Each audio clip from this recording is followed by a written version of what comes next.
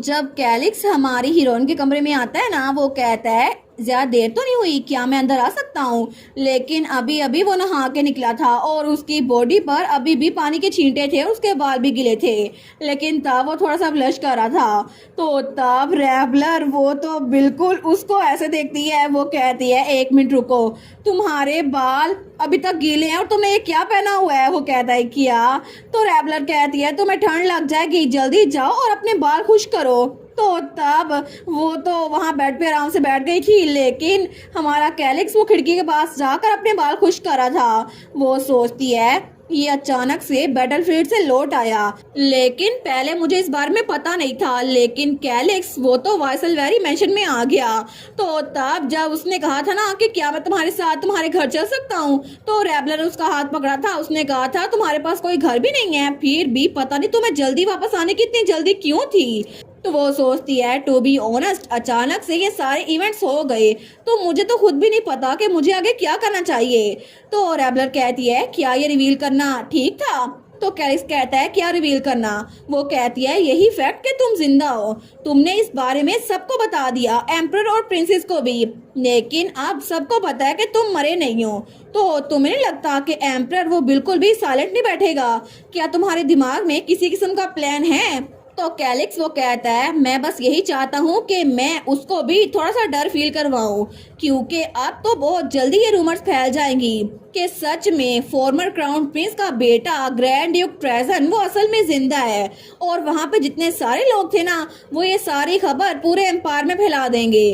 वो कहेंगे कि वो तो सच में थ्रोन का असल वारिस है ना। तो क्या ऐसा हो सकता है कि वो जो कि ग्रैंड ड्यूकल हाउस ऑफ ट्रेजन वो दोबारा से थ्रोन हासिल कर ले, और वो लोग ये बात करेंगे कि मेरे पास भी एम्परर बनने का हक है। लेकिन इसी वजह से एम्परर को बहुत ज़्यादा गुस्सा आएगा, और असल में हुआ भी यही था। दूसरी तरफ एम्परर उसने सारी चेयर्स नीचे फेंक दी थी और उसको बहुत ज़्यादा गुस्सा आया हुआ था। वो सोचता है अभी तक वो जिंदा था, लेकिन कैसे, वो जिंदा कैसे था। तो रैबलर कहती है कैलिक्स क्या तुम एम्परर बनना चाहते हो।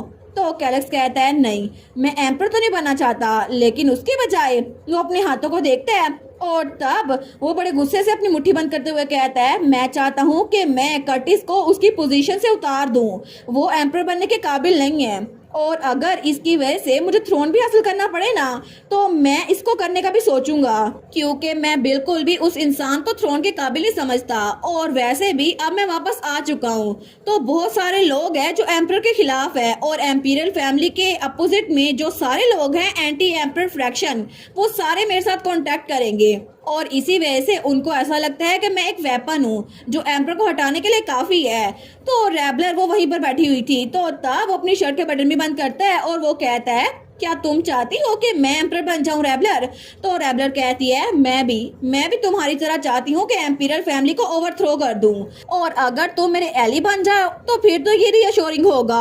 आफ्टर ऑल एम्परर को रिमूव करने के लिए ग्रेटेस्ट जस्टिफिकेशन यही होगी कि तुम्हें एम्परर बना दिया जाए, लेकिन इस सब से बढ़कर मैं चाहती हूँ कि तुम खुश रहो। तो कैलिक्स थोड़ा फ्लिंच होता है, लेकिन तब वो स्माइल करता है। वो कहती है लेकिन अगर तुम एम्परर ना भी बनना चाहो ना, और अगर तुम खुश रहना चाहो, मैं उसकी भी रिस्पेक्ट करूंगी, लेकिन अगर तुम थ्रोन ना लो तो हम कोई और रास्ता ढूंढ लेंगे, लेकिन मैं एम्परर को कभी भी उस तख्त पे नहीं बैठने दूंगी। तो तभी वो उसके पास आता है और उसके हाथ पे रखता है। वो कहता है मैं भी एग्री करता हूँ। तो रैबलर जब उसकी तरफ देखती है तो वो कहता है क्योंकि मैं भी चाहता हूँ कि तुम भी खुश रहो, इसी वजह से। और तब उसके पास बैठ गया था। वो कहता है क्योंकि अगर मेरे एम्परर बनने से तुम खुश रहोगी ना, तो फिर मैं इसको ट्राई कर सकता हूँ। तो रैबलर वो कहती है सच में, लेकिन तब उसकी तरफ हाथ बढ़ाते हुए कहती है कैलिक्स, लेकिन तब वो सीरियस होते हुए कहती है क्या तुमने प्रॉपर एटिकेट सीखे हैं। तो कैलिक्स कहता है क्या। वो बेचारा थोड़ा शर्मिंदा हो गया था। वो कहती है मैं तुमसे पूछ रही हूँ क्या तुमने एम्पीरियल मैनर्स वो सीखे हैं, क्योंकि तुम्हारे मैनर्स बाकी तो परफेक्ट हैं, लेकिन पॉलिटिकल साइंस के बारे में क्या, और प्रिंसिपल ऑफ किंगशिप के बारे में क्या तुम्हें इस सब के बारे में कुछ पता है। वो कहता है नहीं, इस बारे में बिल्कुल भी नहीं। तो रैबलर कहती है मुझे लगा ही था, और फिर भी तुमने कहा क्या मैं इसको ट्राई नहीं कर सकता, लेकिन मैं तुम्हें ये बता दूं एम्परर बनना इतना भी ईजी नहीं है। ये एक ऐसा मसला है जिसको तुम लाइटली नहीं ले सकते।